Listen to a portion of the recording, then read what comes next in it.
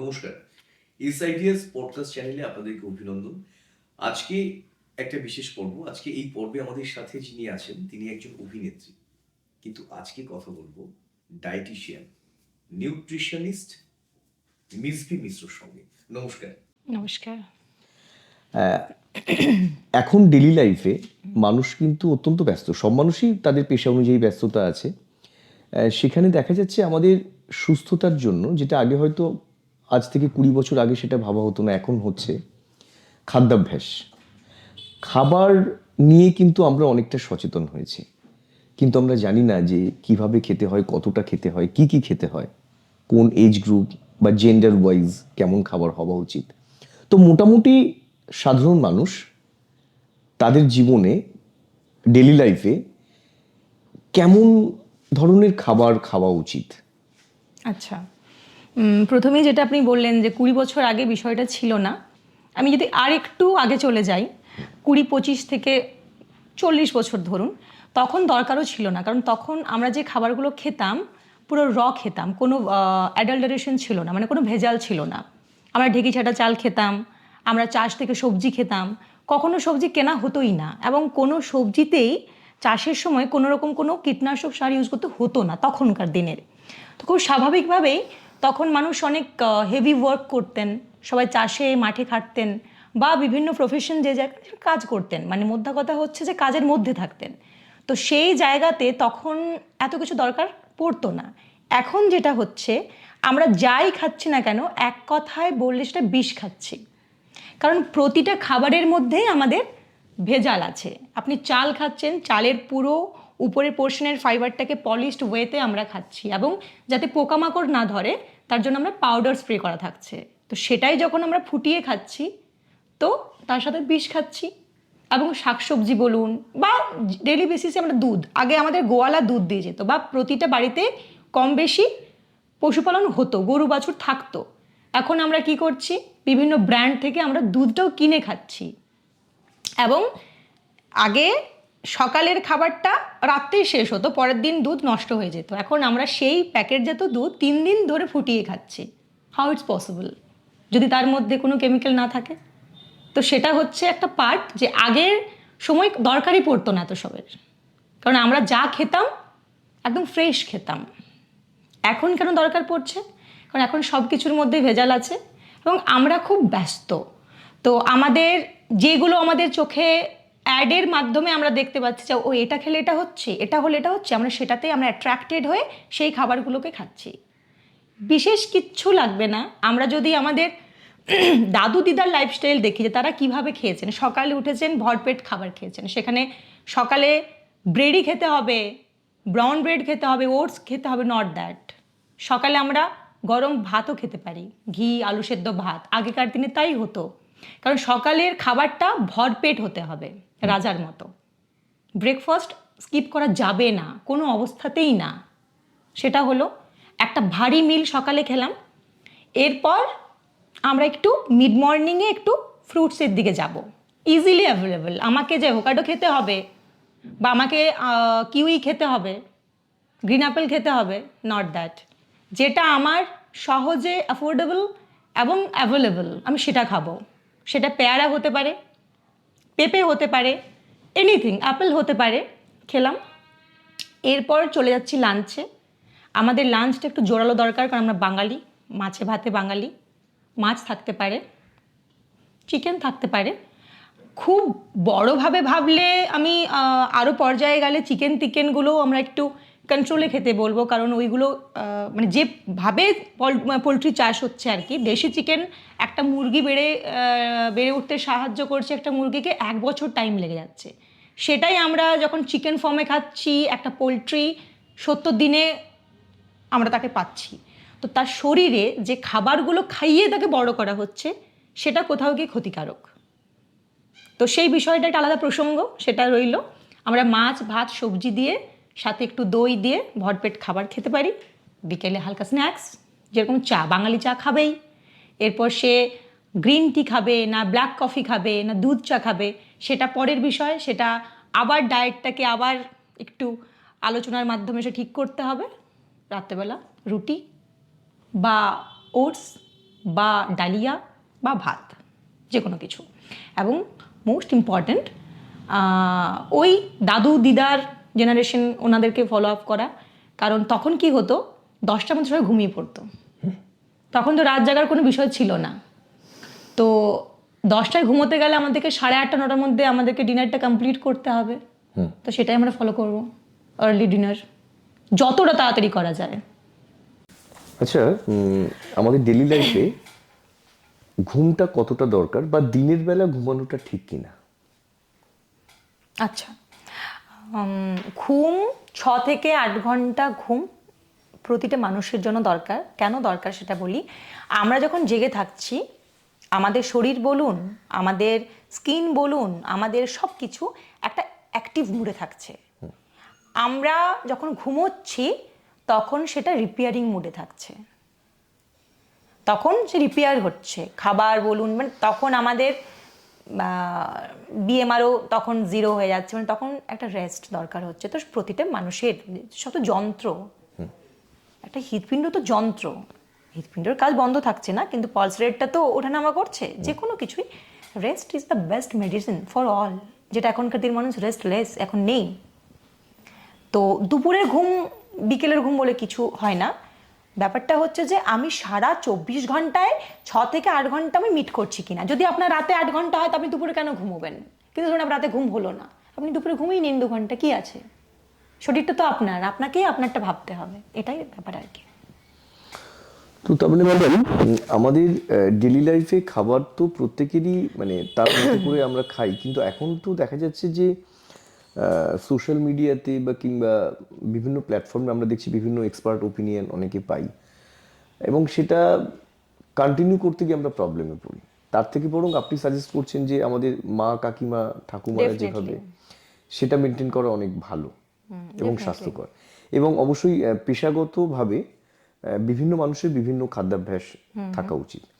কিন্তু আমি যদি বলি যে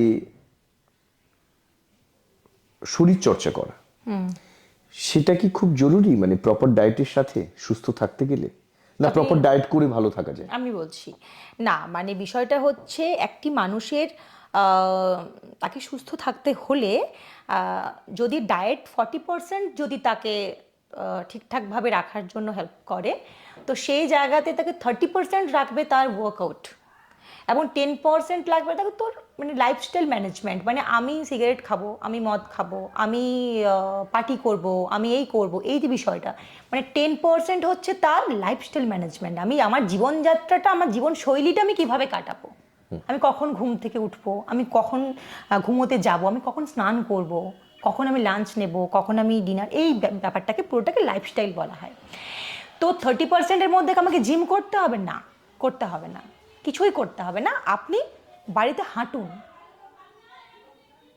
মানে আপনার টাইমের মধ্যে আপনি ডেলি বেসিস ওয়ার্ক করুন।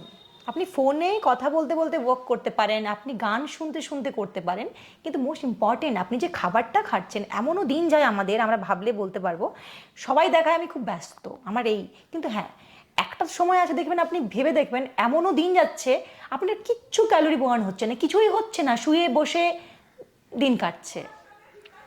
আমি যদি আমার লাইফে অ্যাক্টিভ না থাকি, আমার খাবারটা প্রপার ডাইজেশন হবে না, আমার মেটাবলিজম রেটটা বাড়তে কমতে থাকবে, এবং মোস্ট যেটা ইম্পর্টেন্ট সেটা হচ্ছে আমার চেহারার মধ্যে না একটা ডালনেস আসবে, মানে আমি সেই কনফিডেন্সটা পাবো না।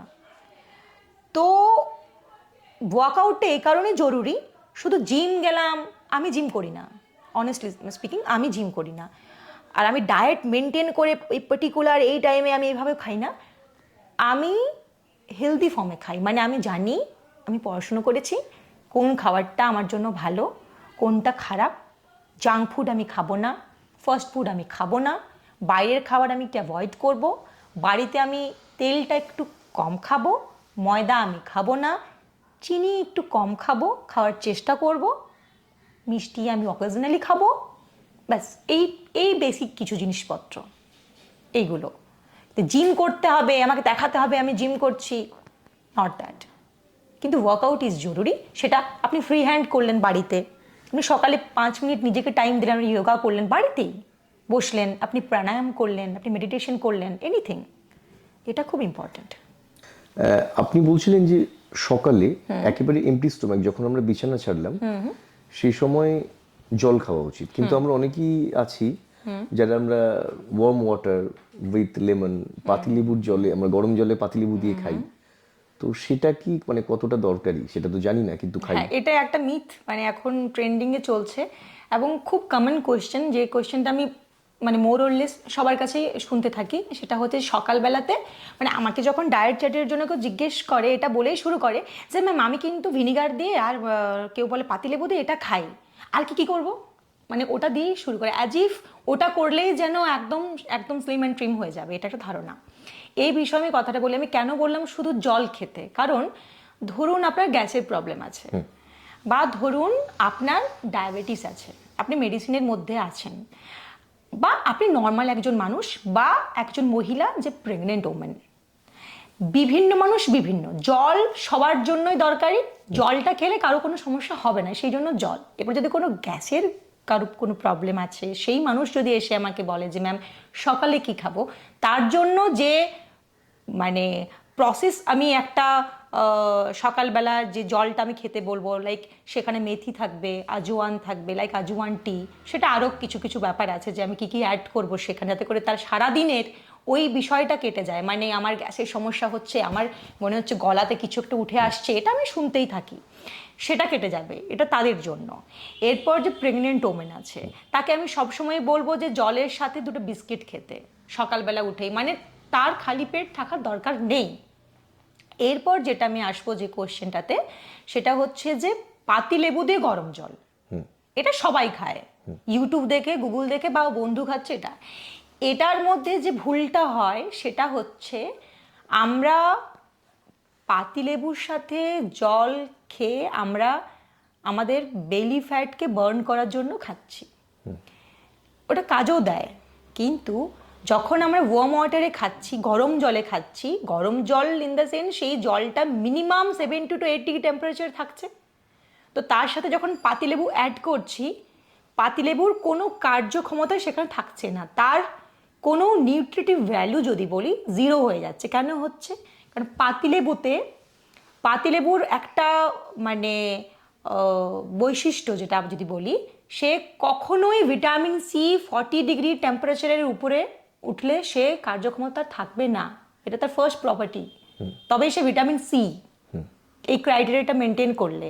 তো যখন আমরা গরম জল দিচ্ছি 70 to 80 ডিগ্রি টেম্পারেচারে, তখন তার ভিটামিন সি এর কোনো কার্যক্ষমতা থাকছে না, শুধু আমরা টক জল খাচ্ছি, লাইক আমরা সাইট্রাস, আমরা শুধু টক জল খাচ্ছি সকালে ঘুম থেকে উঠে। এবার কোনো মানুষ যদি সকালে উঠে একটা জল খায় এবং সেটা যদি স্বাদ তার একটু টক হয়, তো সেটা তো তার শরীরে অ্যাসিড ফর্ম করবেই। তো যদি খেতেই হয়, ঠান্ডা জলের সাথে ভিটামিন সি খাও, এটা আমি সবসময় বলবো, এবং সেটা সকালে ঘুম থেকে উঠে নয়, আফটার মিল, মানে যে কোনো ফর্মে যদি আমরা সাইট্রাস খাই, সেটা সব সময়ের জন্য আফটার মিল, নট বিফোর মিল, যেটা ভুলটা করি আমরা। আর যদি একান্তই তাকে ভিটামিন সি খেতেই হবে সকালে ঘুম থেকে উঠে, ঠান্ডা জলের সাথে। তাহলে একেবারে সকালে শুরুটা তাহলে ঠান্ডা জলে, নর্মাল। এরপর কেউ শীতকাল আসলো একটু ওয়ার্ম ওয়াটার খেতেই পারে 40-50 ডিগ্রি, কিন্তু সে ভিটামিন সি দিয়ে নয়, মানে ওই লেবু চিপকে রস দিয়ে নয়, শুধু জল খাক, ঘুম থেকে উঠে জল, ঘুমোতে যাওয়ার আগে জল, সেটা ডিহাইড্রেটটাকে আমাদের হাইড্রেট করবে, জল সবসময়ের জন্য ভালো, এটাই। বেড টি কতটা স্বাস্থ্যকর কিংবা অস্বাস্থ্যকর?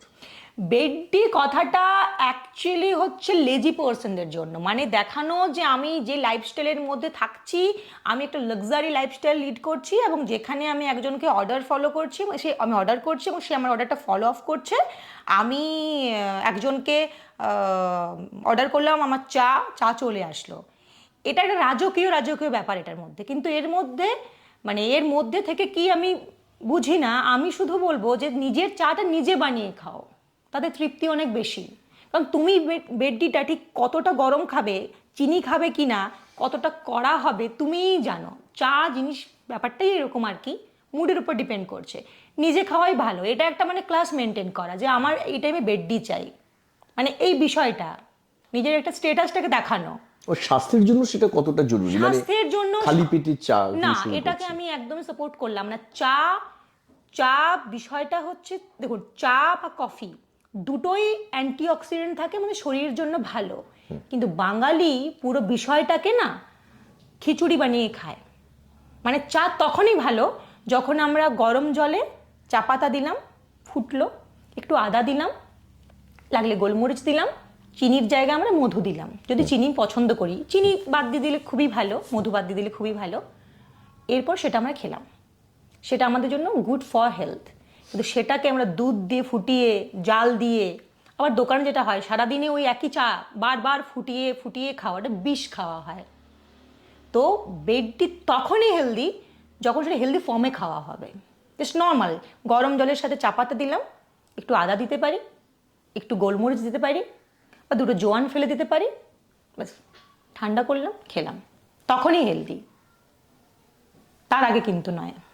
সকালে উঠেই দুধ দিয়ে চা, ব্যাপারটা মোটেও কিন্তু স্বাস্থ্যকর নয়। চিনি ছাড়া চা না হালকা চিনি দিয়ে চা? দেখুন, আমি তো সবসময় বলবো যে চিনি দিয়েই চা খেতে। কেন বলছি এটা? কারণ এটা শুনে হয়তো বলে যে কি ডাইটেশন, আমি জানি প্রশ্নটা আসবে। কারণ আমাদের মানে ম্যাক্সিমাম মেয়েদের সুগার লেভেল লো থাকে, এবং অ্যাজ ওয়েল এজ আমাদের প্রতিটা মেয়ের মধ্যে প্রেশারটা লো থাকে। জানিস আমার মাথাটা না দাঁড়ালেই ঘুরছে, এটা কিসের জন্য হচ্ছে? প্রথম কথা, সে অ্যানিমিক আছে, তার হিমোগ্লোবিন কম, এবং সে যে খাদ্যাভ্যাসের মধ্যে থাকছে তার প্রেশার এবং সুগার দুটোই কম আছে। তো যখন তুমি চা খাচ্ছ, যখন তুমি বাইরে গিয়ে মিষ্টি খাচ্ছ, তুমি সপ্তাহে একদিন উইকেন্ড পার্টি করছো, তুমি বিরিয়ানি খাচ্ছ, তুমি সবই খাচ্ছ, তাহলে তোমার চাটার সাথে চিনিটা খেতে সমস্যাটা কোথায়? চিনিটা কি কি খারাপ কেন? কারণ চিনিটাকে পুড়িয়ে ফেলে চিনি কার্বন হয়, এবং চিনি বেশি যদি আমরা সুগার খেতে থাকি, সেটা যে কোনো ফর্মে হতে পারে, আমাদের এজিংটা খুব তাড়াতাড়ি চলে আসে। আপনি একটা কথা ভাবুন না, যে আমাদের জেনারেশনে, আমি সবসময় দেখি আমাদের পূর্বপুরুষরা তারা 100 বছর করে, মানে ওদের গড় আয়ু 90+। এখন কে এত কিছু মেনটেন করে 60-70 বছর বয়সে কে বাচ্চা? এখন গড় আয়ু 70 এখন। তা সেই মানুষগুলো কিন্তু জমিয়ে চিনি দিয়ে চা, গুড় দিয়ে রুটি, ভাতের সাথে দুধ ভাত, চিনি দিয়ে ভাত খেতেন তারা। কারণ তারা পুরো খাবারটাই খেতেন র ফর্মে, মানে কোনো রকম কোনো ভেজাল ছিল না। কোনো মানুষ যদি ধরুন ডায়াবেটিসের পেশেন্ট হন, তাকে কি বলবো আপনি চিনি দিয়ে চা খান? তিনি চা, দুধ ছাড়া চা খান, চিনি ছাড়া চা খান। কিন্তু চিনির সাথে চা খাওয়া মানেই যে আমি বিষ খাচ্ছি বা খুব বাজে বিষয় হচ্ছে, এমনটা কিন্তু নয়। এইগুলো হচ্ছে ট্রেন্ড ফলো করা, মানে ওই তুই কফির সাথে ব্ল্যাক কফি তো চিনি দেবো, মানে লাইক চিনি দিলেই যেন ব্যাপারটা একটু কেমন হয়ে গেল, মানে আমার ক্লাসটা কোথাও ডাউন হয়ে গেল। It's not that. সবাই খায়, বাড়িতে খায়, বাইরে গিয়ে বলে আমি না কফিতে চিনি খাই না। বিষয়টা এরকম দাঁড়িয়ে, মানে আমি জানি এটা হয়, কিন্তু চিনি খাওয়াটা আনহেলদি নয়, কিন্তু একটা ব্যালেন্স রেখে। কারণ চিনি চিনি কোনো গুণগত মান নেই।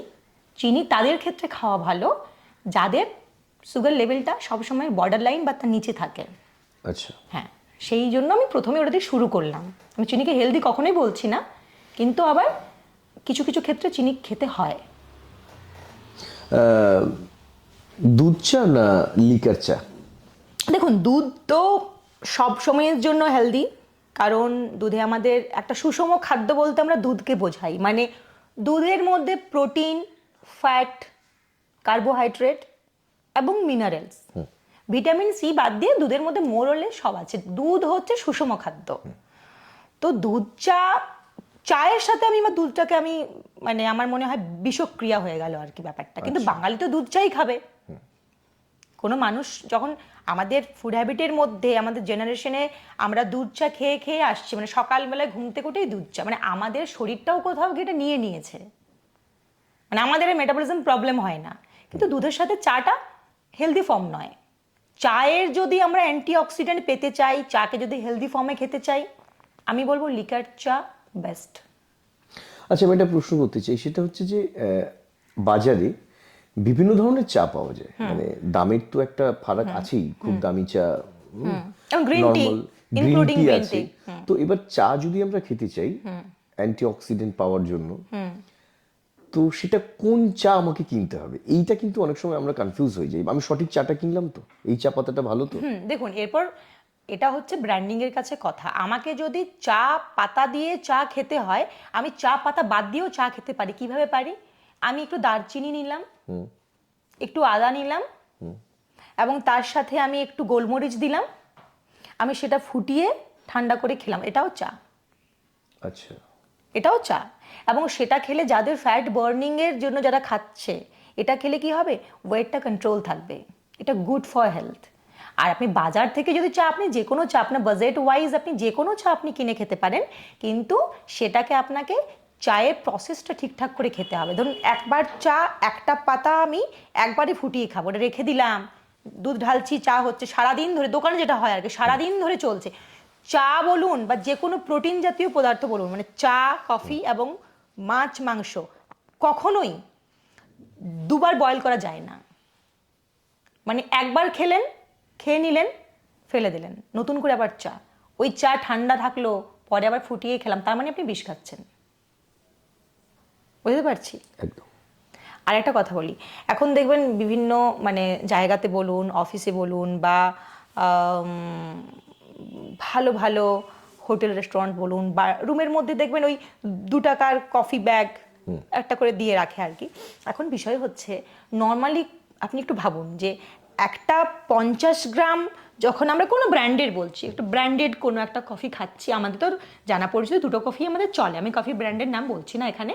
তো সেখানে যখন 50 গ্রামের আমরা যে কফিটা কিনে খাচ্ছি, সেটা আপনি ভাবুন, সেই পরিমাণে আপনি 2 টাকা দামের কি কফি পাওয়া যেতে পারে? Is it possible? তাহলে সেটা আমি কি খাচ্ছি? এরপর সেটা ভাবলেই আমাদের মানে সমীকরণটা সামনে চলে আসবে। বুঝতে পারছি। একদম ম্যাডাম।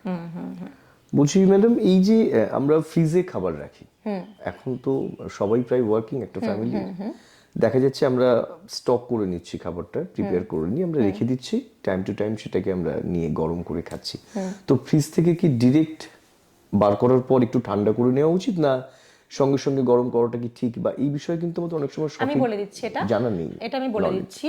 বিষয়টা হচ্ছে যে ফ্রিজে রাখা খাবার খাওয়াটাই হচ্ছে খারাপ। কারণ যখন কোনো খাবার আমরা একবার প্রসেস করছি, প্রথম কথা হচ্ছে গাছ থেকে তুলে আনলাম, সেটাকে বানিয়ে খেলাম, এর থেকে তো ভালো কিছু হয় না, কিন্তু সেটা কখনোই পসিবল নয় আমাদের জন্য। তাহলে কিভাবে আমরা খাবো? হয়তো কাঁচা সবজি নিয়ে আসছি, কাঁচা সবজি ফ্রিজে রাখছি, রান্না করে খাচ্ছি, কিন্তু বানিয়ে পরে ফ্রিজে রাখা কন্টেনারে, যে কন্টেনারে হোক না কেন, সেটা অ্যালুমিনিয়ামের হোক বা কাঁচের হোক, যাই হোক না কেন, বিষয়টা হচ্ছে যে কখনোই একটা খাবার বানিয়ে ফ্রিজে রাখা এবং সেই খাবারটা যখন আবার বাইরে বের করে পরে গরম করে খাওয়া, সেটা নিউট্রিটিভ ভ্যালু পার্সেন্টেজ ওয়াইজ 50% কমে যায়।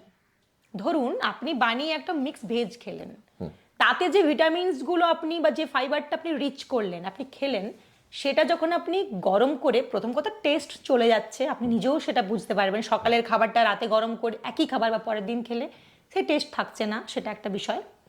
টেস্ট না থাকলে আবার ডাইজেশনে প্রবলেম হবে, কারণ আমার শরীর তো নেবে না। প্লাস যে নিউট্রিটিভ ভ্যালু যার থাকছে, সেটাও কিন্তু কমে আসছে। তো আমি প্রথমেই বারণ করব যে খাবার বানিয়ে ফ্রিজে নয়, বানিয়ে ফেলুন, খেয়ে নিন। কাঁচা সবজি ফ্রিজে থাকতে পারে, বানানো নয়। তারপরে তো আসছে যে আমি ঠান্ডা করে গরম করব নাকি মানে বার করে গরম করে নেব, পরের ব্যাপার। আমি তো বারণই করব যে খাবার বানিয়ে ফ্রিজে রাখাটা, এখানেই তো আমার আপত্তি, এটাই আর কি। টক দই কতটা দরকারি আমাদের ডেলি ডায়েটে? ভীষণ ভীষণ দরকারি, ভীষণ একটা ইম্পর্টেন্ট একটা খাবার। দই সবার খাওয়া চলে, শুধুমাত্র যাদের ইউরিক অ্যাসিড আছে আমি বলবো একটু কন্ট্রোলে খেতে। তাছাড়া দই আমাদের সুষম খাদ্যের মধ্যেই পড়ে। দইয়ে প্রোবায়োটিক থাকে, যেটা আমাদের হজমে সাহায্য করে, এবং দই স্কিনের জন্য বলুন, চুলের জন্য বলুন, এবং প্রোটিনটা ঠিকঠাকভাবে রিচ করছে, দই এনজাইম থাকছে, দই ভীষণই উপকারী। মানে সেটা যদি আপনি শীতকালে বলুন বা গ্রীষ্মকালে বলুন, যখনই বলুন না কেন, যে কোনো ফর্মে বলুন না কেন, টক দই খুব খুব হেলদি একটা খাবার, বাচ্চাদের ক্ষেত্রেও তাই। ম্যাডাম, একটা জিনিস আমার জানতে ইচ্ছে করছে, সেটা হচ্ছে যে আমরা তো নর্মালি যে ডায়েটটা মেনটেন করি আমরা সুস্থ থাকার জন্য, ভালো থাকার জন্য, এবার অনেক সময় দেখা যায় যারা ধরুন গ্ল্যামার ইন্ডাস্ট্রিতে আছেন, যারা অভিনয় করেন, যারা মডেলিং করেন, তো তাদের তো শুধু সুস্থ থাকলে হবে না। তো এই যে বিউটি গ্ল্যামার বজায় রাখা, তার সাথে সাথে আমার স্বাস্থ্যটাও ভালো থাকবে, এই যে ব্যালেন্স, এটা কতটা জরুরি এবং এই বিষয়ে কি সচেতন হওয়ার দরকার আছে তাদের, শুধুমাত্র ডায়েট করা ছাড়াও? বলছি আমি, ধরুন আমাদের সাধারণ যারা মানুষ, যারা সাধারণ লাইফস্টাইল যারা থাকেন, তারা তো সবসময় তারা কি দেখেন, হিরো হিরোইন যারা, তাদেরকে তো ফলো আপ করার চেষ্টা করেন। যে কোথাও গিয়ে একটা মেয়ের ক্ষেত্রেও একটি মেয়ে হচ্ছে তার স্বপ্নের নায়িকা, কোথাও গিয়ে যে আমার ওনাকে ভালো লাগে, ওনার স্কিন টোন ভালো লাগে, ওনার সবই ভালো লাগে, মোদ্দা কথা হচ্ছে। তো সেই জায়গাতে যখন কোনো হিরোইন তার নিজেকে, বা কোনো অভিনেত্রী বা প্রফেশনে কোনো মডেল যখন নিজেকে ঠিকঠাকভাবে রাখার চেষ্টা করবে, মানে শরীর স্বাস্থ্যের সাথে সাথে তার স্কিন বলুন, তার হেয়ার বলুন, তো কতজন করেন আমি জানি না। আমি এখানে যেটা আমি সব থেকে বেশি এটা মেনশন করব, সেটা হচ্ছে যে একটা পাংচুয়াল লাইফস্টাইল, যেটা এখনকার দিনে 80% করে না। ধরুন আমি একটা জিনিস মানে এটা এক্সাম্পল দিয়ে বোঝাবো, নাহলে খুব মুশকিল। ধরুন আমার সকালে কল টাইম আছে 8টার সময়, আমি সেখানে পৌঁছবো 8টায় বা 10 মিনিট আগে পিছিয়ে হলো।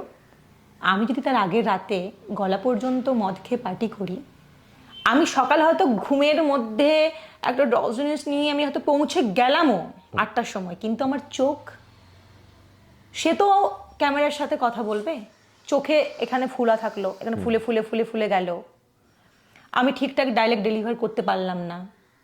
তো একজন অভিনেত্রী বাড়িতে থাকুক বা ক্যামেরার সামনে থাকুক, সে সবসময় একজন অভিনেত্রী।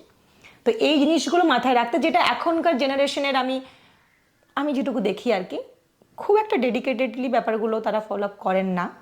কিন্তু হ্যাঁ, তারা মনে করেন যে ঠিক আছে, মাসে একদিন পার্লার চলে যাব, বসে যাব, সেলফ পেম্পার করব নিজেকে, বিষয়টা এটা। কিন্তু একটা হেলদি লাইফস্টাইল মেনটেন করতে গেলে এগুলো করতে হয়, মানে অধ্যত্বটাকে কমিয়ে আমি ঠিকঠাক ওয়েতে থাকবো, আমি একটা সুস্থ জীবনযাপন করব, যেটা দেখে আরও 5জন সাধারণ মানুষ ইন্সপায়ার্ড হবে। রাইট। হ্যাঁ, আর এটা নয় যে ডায়েট করতে গেলে লাক্সারি খাবার খেতে হয়, মানে লাইক আমি গ্রিন টি দিয়ে শুরু করলাম। অনেকে তো ভাবে ডায়েট করছিস মানে আমি ওটস খেতে হবে, আমাকে অ্যাভোকাডো খেতে হবে, এই বিষয়টা একেবারে তা নয়। আমি আমার নর্মাল লাইফে যে যে খাবারগুলো ইজিলি অ্যাভেলেবল এবং affordable according to my financial condition, আমি সেইগুলোর মধ্যেই আমি সুস্থ থাকতে পারি এবং ভালো থাকতে পারি, যেটা হয়ও। ডায়েটের কোনো জ্ঞান নেই, শুধু বাড়ির খাবার খেয়ে দীর্ঘদিন ধরে সুস্থ আছেন, ফিট আছেন। আপনি একটু ওয়ার্কিং লেভেলে গেলে দেখতে পাবেন। আপনি দেখেছেন কখনো যারা ইটভাটায় কাজ করে তাদের মধ্যে কখনো বেলি ফ্যাট দেখেছেন? তারা ডায়েট করেন? তারা কি করেন? খাবারটা বাড়ির খান, বাইরের খাবার কম খান, মানে তাদের তো সেই অ্যাফোর্ড করার ক্ষমতাটুকু নেই। তো সেই জন্য তাদের কখনো ডায়েটের প্রয়োজন হয় না। ডায়েট কাদের প্রয়োজন হয়? যাদের একটু তামঝামটা বেশি। এটা হয়তো ডায়েটিশিয়ান বলবো না, কারণ আমি অ্যাজ এ ডায়েটিশিয়ান আমি তো চাইবো যে যত বেশি ডায়েট চার্ট দিতে হয় তাই, কিন্তু কোথাও গিয়ে তো আমরা শিক্ষিত মানুষজন, আমরা চাইবো যে মানুষ খাবার নিয়ে সচেতন থাকুক, ডায়েটিশিয়ানের কাছে আসার দরকার নেই। আমাদের মা, আমাদের ঠাকুমারা বড় ডায়েটিশিয়ান, তাদের কথা মতো চলে আর আমাদের কাছে আসতে হবে না। এটা মানে আমার নিজস্ব উপলব্ধি আর কি। কথা প্রসঙ্গে একটা জিনিস এসে গেল, সেটা হচ্ছে এই যে ড্রিঙ্ক করার প্রবণতা। এখন দেখা যায় যারা রেগুলার অ্যালকোহলিক নন, কিন্তু দেখা যায় মাঝে মাঝে পার্টি বা কোনো রকম কোনো সেলিব্রেশন, গেট টুগেদারে ড্রিঙ্ক নিয়ে ফেলেন। তো সেটা স্বাস্থ্যের জন্য কতটা ক্ষতিকারক বা কতটা ক্ষতিকারক নয়? দেখুন, এখানে আমি একটা বিষয় আমি বলবো, যেটা কোনোভাবেই অ্যালকোহল কনজামশন গুড হতে পারে না হেলথের জন্য। It's always all time bad for health, always. কিন্তু কোথাও গিয়ে আমাদের হেকটিক স্কেডিউলের মধ্যে থাকতে থাকতে মেন্টাল হেলথটারও একটা দরকার পড়ে। দ্য মোস্ট ইম্পর্টেন্ট ইকুয়ালি, যে আমরা মানসিক স্বাস্থ্য, যেটা আমরা ভাবি না, মানে একটা মানুষ ডিপ্রেশনে ভুগছে সেটাকে আমরা মানে রোগ হিসেবে ধরছিই না, অথচ আপনার প্রতি 7 মিনিটে একজন মানুষ আত্মহত্যা করছে পৃথিবীতে। মানে আপনি যদি রেশিও দেখেন আগে, কেন করছে? ওই একাকিত্ব, ডিপ্রেশন। তো সেই জায়গা থেকে যদি কারো মেন্টাল হেলথের জন্য কখনো মনে হয় যে আমি একটু বসবো, বলে কোয়ালিটি টাইম স্পেন্ড করব, তিনি ড্রিঙ্ক করতে পারেন, কিন্তু সেটা একটা নির্দিষ্ট কোয়ান্টিটি। এবং সেটা আবার এই জায়গাতে না পৌঁছে যায় যে তার একটা নেশাসক্ত হলো এবং সেটা একটা বাজে জায়গায় পৌঁছে গেল। কখনো বিং এ ডায়েটিশিয়ান বলুন, ডক্টর বলুন, কখনো কেউ বলবে না যে আপনি ড্রিঙ্ক করুন, কিন্তু কোথাও গিয়ে তার মানসিক স্বাস্থ্য এবং একটা চাপের মধ্যে সে থাকছে, কোথাও গিয়ে আমি বলবো এটা হেলদি, যদি সেটা ঠিকঠাক সঙ্গের সাথে ঠিকঠাক এনভায়রনমেন্টে করা যায় এবং ঠিকঠাক কোয়ান্টিটি। ঠিকঠাক quantity, most important is quantity, এটা করা যেতে পারে। কিন্তু অনেক মানুষের ধারণা আছে যে যারা একটা স্ট্যাটাস মেনটেন করেন তারা দেখা যায় অনেক এক্সপেন্সিভ ম্যাটেরিয়াল তারা ড্রিঙ্ক করছে, লিকার, কিন্তু খুব লেম্যান যারা, হ্যাঁ, লেবার ক্লাস, তারা হয়তো সেটা এফোর্ড করতে পারছেন না। তারা ধারণা থেকে তাকে বুঝি ওই দামি লিকার যদি খাওয়া যায় সেক্ষেত্রে হয়তো গুড ফর হেলথ। এটার জন্য আপনি যদি আমাকে জিজ্ঞেস করেন, আমি এক কথায় বলবো, দামি মদ যদি দীর্ঘদিন খাওয়া হয় দামি রোগ হবে। আচ্ছা, মানে যদি কেউ ধরুন সিগারেটের জায়গায় চুরুট খেলো, তার ওই মানে টিউবারকুলোসিস বলুন বা লাংসে প্রবলেম বলুন, ধীরে ধীরে ধীরে ধুকে ধুকে মরলো। আর যখন সে হাই প্রোফাইল ম্যান হবে, লাইক মানে আমি ওই কোম্পানি থেকে এক্সপোর্টেড মাল, ওই প্রোডাক্টই আমি খাই, এরকম যদি কেউ থাকেন, তার মানে মৃত্যুটা একটু সফিস্টিকেটভাবে হবে। মানে লাইক 3 মাস ধরে তিনি একটা হাই প্রোফাইল একটা চেম্বারে এডমিট থাকলেন, তার হয়তো লিভার সিরোসিস থেকে ক্যান্সার হয়েছে, ধীরে ধীরে ধীরে ধীরে তিনি মৃত্যুটাকে দেখতে পাচ্ছেন। আর এইসব মানুষ হুট করে মারা যাবে, এই হবে। মানে ব্র্যান্ডেড হলে মৃত্যুটা ব্র্যান্ডেডই হবে আর কি ভাই। এই জন্যই মানে আলটিমেট তারা এটা করে। কোনো দিনও এটা হতে পারে না যে আমি এই ব্র্যান্ড খাচ্ছি বলে এই সেই। আপনি মাটনটা বাড়িতে বানিয়ে খান, আর 2 পিস মাটন কোনো দামি রেস্টুরেন্ট থেকে হয়তো আপনি 850 টাকা দিয়ে কিনে খাচ্ছেন, আর 2 পিস খাচ্ছেন আপনি হয়তো 5000 টাকা দিয়ে, কিন্তু জিনিসটা তো আপনি মাটনই খাচ্ছেন। বিষয়টা সেটাই, এখানেও তাই হয়। আচ্ছা, আমাদের বিভিন্ন ধরনের শ্রোতা আছেন, দর্শক আছেন, তো সেই জায়গায় হাউসওয়াইফ যারা অনেক সময় দেখা যায় একদম পিলার, তো তারা দেখা যায় তারা অনেক সময় বলেন যে বাড়িতে তো আমরা কাজের মধ্যেই থাকি, তো আমাদের আবার আলাদা করে ওয়ার্কআউট করা কেন, বা আমাদের মেনটেন করে কি হবে। তো একটা প্রপার কেমন ডায়েট হওয়া উচিত, বা স্বাভাবিক স্বাস্থ্য ক্যারি ফরওয়ার্ড করতে গেলে কেমন খাদ্যাভ্যাসের মধ্যে দিয়ে তাদের যাওয়া উচিত বা ওয়ার্কআউট করা উচিত? আমি বলছি এটা মানে সবার আগে যে ট্যাগ, আমি একটা লাইন বলবো প্রতিটা হাউসওয়াইফের জন্য, সেটা হচ্ছে টাইমে খাওয়া। যেটা ওরা করে না, তাদের কাছে ওটাই ডায়েট। মানে পৃথিবীর সবার দায়িত্ব তাদের কাঁধে। সকালে বাচ্চা স্কুলে যাবে, আমি টাইম টু টাইম তাকে রেডি করা। তারপরে হাজব্যান্ড যাবে অফিসে, আমি তার লাঞ্চ মানে বসে খাওয়ানো বা টিফিনে দিয়ে দিলাম সেটা করা।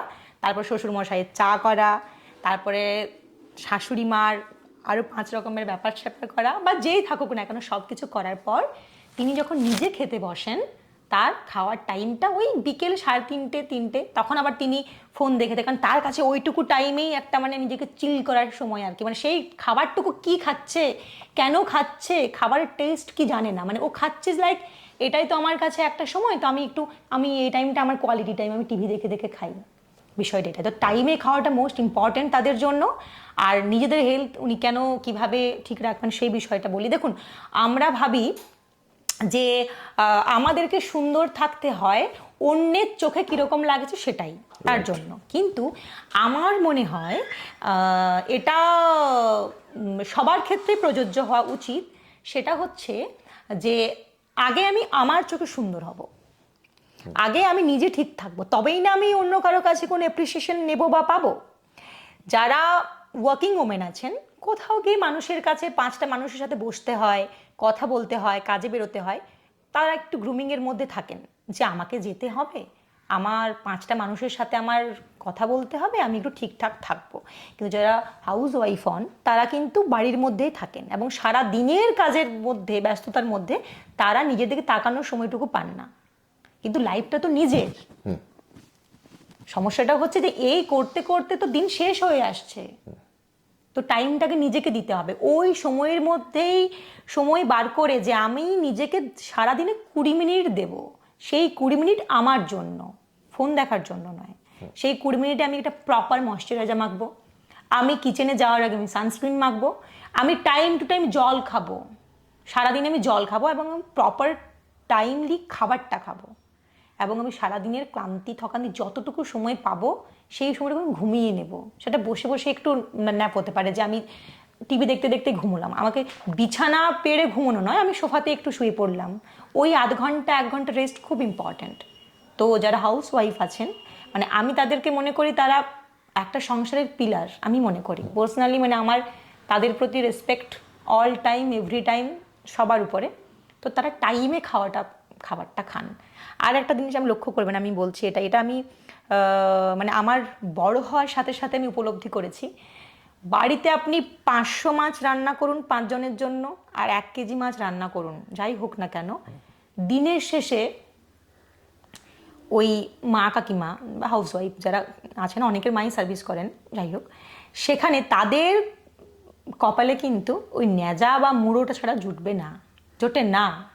এবং লাস্ট কবে ওনারা লেগ পিস খেয়েছেন আমরা কিন্তু হিসেব করে, মানে আমি মনে করে বলতে পারবো না। যদি জিজ্ঞেস করি বাড়িতে, মানে লেগ পিস মোরলেস সবার পছন্দের, হ্যাঁ, কিন্তু খুব মুশকিল তাদের জন্য, মানে তাদের কথা বলে তাদেরকেই ভাবতে হবে, এটাই হচ্ছে ব্যাপার। তাদের প্রবলেম তাদের নিজস্ব প্রবলেম, যে না আমার স্বামী, আমার বাচ্চা, আমার বোন, আমার মেয়ে, এই করে করে, কিন্তু তাদের জিনিসটা তাদেরকেই ভাবতে হবে। আচ্ছা, এখন আমাদের এই ফার্স্ট লাইফে আমরা দেখছি যে অনেক কিছু খাবার থেকে আমরা প্রোটিন কতটা পাচ্ছি, ভাইটামিন কতটা পাচ্ছি সেটা আমরা বুঝতে পারি না। সেই জন্য আমরা অনেকেই বিভিন্ন বাজারে চলতি ফুড সাপ্লিমেন্ট আমরা খেয়ে থাকি, অনেকেই যারা ওয়ার্কআউট করে কিংবা করেন না। তো এই ফুড সাপ্লিমেন্ট কিনে খাওয়াটা কতটা হেলদি? এটা এক কথায় যদি আমি বলি, এটা হচ্ছে আমাদের শরীরের ক্রনিক ডিজিজ যেগুলো আছে, ধরুন লিভার সিরোসিস বা ক্যান্সার বা করোনারি হার্ট ডিজিজ, এইগুলোকে ওয়েলকাম করার জন্য আমরা এগুলো খেয়ে থাকি। মানে পুরো জিনিসটাই, পুরো প্রসেসটাই চলছে একটা ব্র্যান্ডিংয়ের উপর। কোনো প্রফেশনাল ডায়েটিশিয়ান যারা পড়াশুনো করে, প্রপার পড়াশুনো করে যারা ডায়েটিশিয়ান হয়েছে, নর্মাল একটা কোর্সেস করে নয়, ধরুন যারা বেসিক যাদের অনার্স মাস্টার্স বা পিএইচডি করে যারা এখানে এসেছে, আপনি একটা মানুষ দেখাতে পারবেন না যারা ওই প্রোডাক্টগুলোকে আপনাকে অ্যাডভাইস করবে যে আপনি খান বলে। আমি তো করব না, পার্সোনালি আমি এখানে বসে বলছি, আমি করব না। কখন আমরা একটা ভালো প্রোডাক্টকে, ভালো কোম্পানির প্রোডাক্টকে যখন আমরা কখন বলবো, ধরুন কোনো একটি পেশেন্ট ক্যান্সারের আক্রান্ত এবং সেই মানুষটির যেটি প্রোটিন দরকার সারা দিনে, সেটা উনি রিচ করতে পারছেন না নর্মাল খাবার থেকে, যেটা পসিবলও নয়। সেই মানুষটা প্রোটিনের ডিম্যান্ডটাকে ফুলফিল করার জন্য আমি ওনাকে সাজেস্ট করব যে আপনি এটা খান। কিন্তু নর্মাল বা জিম করার জন্য, শরীর ফিটনেস রাখার জন্য বা পলিসিস্টিক ওভারিকে ঠিক করার জন্য কোনো রকম কোনো প্রোডাক্ট বাজারজাত, আমি নাম নিচ্ছি না এই মুহূর্তে, আমি মানে বড় করে একটা নো লিখে দিলাম, স্ট্রিক্টলি নো, খাওয়া যাবে না। বুঝতে তো হবে না আমি কতটা প্রোটিন খাচ্ছি, ফ্যাট খাচ্ছি, শরীর বুঝে নেবে। আপনি ব্যালেন্স খাবারটা খান, সারা দিনে আপনি ঠিকঠাক একটা হেলদি ফর্মে খান, যেখানে আপনার ভাত বা রুটি থাকবে, সারাদিনে ফল থাকবে। একটা ফল খাওয়া মানে রোগটাকে আমরা 50% কমিয়ে দিলাম, ডক্টরের কাছে যাওয়াটা 50% কমিয়ে দিলাম। একটা ফল খাবেন সারাদিনে, দুধ বা পনির জাতীয় খাবার যেন থাকে, যদি ল্যাকটোজ ইনটলারেন্স না থাকে তো দুধ বা সারাদিনে মাছ বা ডিম খাবেন। সারাদিনে অ্যাকর্ডিং টু, এটা আমি বলেই দিচ্ছি, according to body weight, 20 kg body ওয়েটে 1 লিটার জল, মানে যদি কারো 60 কেজি ওজন হয় 3 লিটার জল খাবে, যদি 80 হয় 4 লিটার। পার 20 কেজি বডি ওয়েটে 1 লিটার জল হিসেবে জল খান। তো 500 ml কম বেশিটা ব্যাপার নয়। খুব বেশি জল খেয়ে নেওয়াটাও কিন্তু কিডনির প্রতি এফেক্ট পড়ে, সেটাও খুব খারাপ, ঠিক আছে? তো ওই বাজারজাত যত যা খাবার আমি বারণ করছি, কারণ যারা যারা খেয়েছে খুব অল্প সময় ওজন কমেছে, কিন্তু ক্রনিক ডিজিজ, মানে ওইগুলো করার পরে, মানে বাজারে 25-30 হাজার টাকা খরচ করে পরে আবার ডায়েটিশিয়ানের কাছে এসেছে, ম্যাম আমার না লিভারে ফ্যাটটা এসজিওটি এসজিপিটি এখন 150 পেরিয়ে গেছে, বা আমার করোনারি প্রবলেম, আমার ম্যাম হার্টে যখন আমি হাঁটা চলা করি আমার না ভেতরটা মনে হয় যে এখনই সেন্সলেস হয়ে যাব, এই বিষয়গুলো ক্রনিক ফর্ম, এগুলো ছাড়বে না। এই রাইট।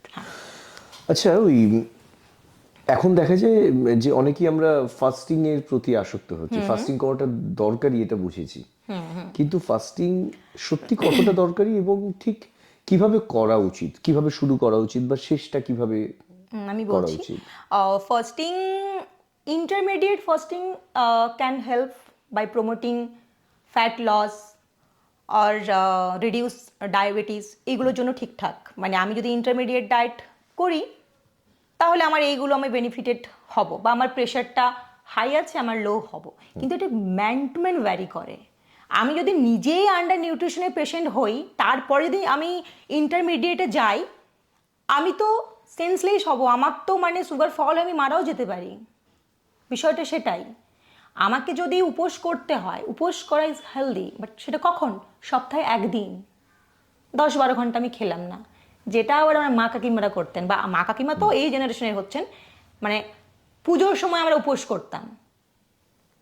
উপবাস মানে একদম খাবার ছাড়া থেকে ঈশ্বরকে নিজেকে সমর্পণ করে সন্ধেবেলায় কিছু খাওয়া। দাদু দিদা বড় মা যারা ছিলেন তারা করতেন আর কি। সেইভাবে ভাবলে আমাদের উপোসটা হেলদি, কিন্তু সেটা প্রতিদিন আমি জানি 10 দিন ধরে আমি ইন্টারমিডিয়েটে আছি, আমি কিটো ডায়েট করছি, it's not healthy, it's not good for health for everyone. এটা ডিপেন্ড করছে যে কার কতটা রিকোয়ারমেন্ট সেই ওয়াইজ। কিন্তু দেখা যাচ্ছে যে কিটো ডায়েট করছেন অনেক মডেল, অনেক অ্যাক্টর অ্যাক্ট্রেস করছেন, কারণ প্রোটিনটাকে তারা নিচ্ছেন। মানে এটা আমার আলাদা, মানে আমি এইগুলো যারা বলছি, আমি কিন্তু কোনো অ্যাক্টর অ্যাক্ট্রেসের জন্য বলছি না, এইগুলো আমি ডেলি বেসিস নর্মাল লাইফে সিডেন্টারি অ্যান্ড মডারেট ওয়ার্কারের জন্য বলছি, সবার জন্য বলছি। এটা বিষয়টা সবার জন্য বলছি। যখন তাদের হবে তখন তাদের পার্সোনাল সমস্ত কিছু যখন আমার কাছে থাকবে, যে তার হাইট কত, তার ওয়েট কত, তার ডিজিজ কন্ডিশন কি, তার ফুড প্রেফারেন্স কি, তার ফুড অ্যালার্জি কী কী আছে, তখন তার জন্য চার্টটা ইন্ডিভিজুয়াল হবে। Each and every chart is individual. কারোর সাথে কারো ডায়েট চার্ট মিলতে পারে না, কখনো মেলে না।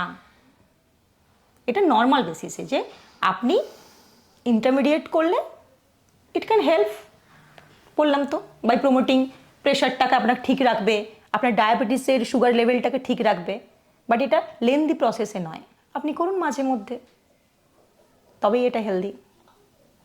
এটাই। অসংখ্য ধন্যবাদ ম্যাডাম আপনাকে আমাদের এসআইডিএস পডকাস্টে সময় দেওয়ার জন্য। ভালো থাকবেন। Thank you so much.